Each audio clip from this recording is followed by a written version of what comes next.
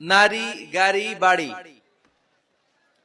স্থাবর অস্থাবর সম্পত্তি, সন্তান সন্ততি, এগুলো প্রাপ্তির আকাঙ্ক্ষা, এগুলোর প্রতি আকর্ষণ মানুষের জনমভর। আমরা সবাই এগুলো চাই, ঠিক কিনা? এর মধ্যে সবচেয়ে গুরুত্বপূর্ণ একটা হচ্ছে সন্তান সন্ততি। দেয় কে? জোরে বলতে হবে, কে দেয়? চাইতে হবে কার কাছে? নাকি মাজারে, নাকি দরগায়? একজন সন্তান দিতে পারে, চিল্লায় বলতে হবে তিনি কে? অনেকে বলে মাজারে মানত না করলে নাকি সন্তান পাওয়া যায় না।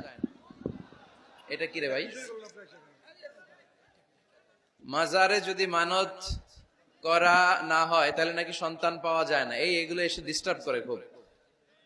এটা খুলে ফেলেন, খুলে নিচে রাখেন, এটাতে এদিকে রেখে দেন, এই পাশে থাক যতটুকু হয়, এদিকে দিয়ে দেন, এই পাশে।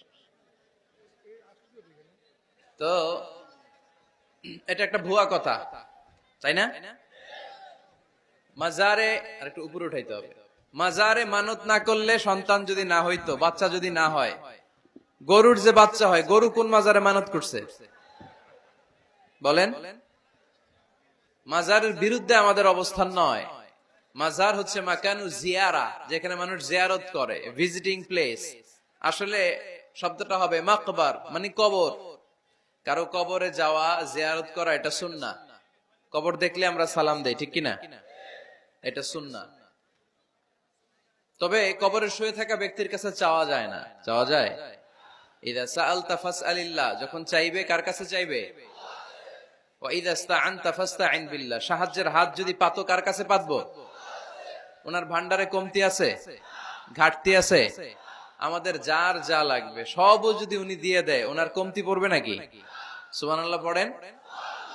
এজন্য মাজারে মানত না করলে সন্তান পাওয়া যায় না, এটা ভুয়া কথা, তাই না? তাহলে ছাগলের বাচ্চা হয় কেমনে? গরুর বাচ্চা হয় কি করে? এরা তো কোথাও মানত করে না। তাহলে বুঝা গেল সন্তান দেয়ার মালিক কে?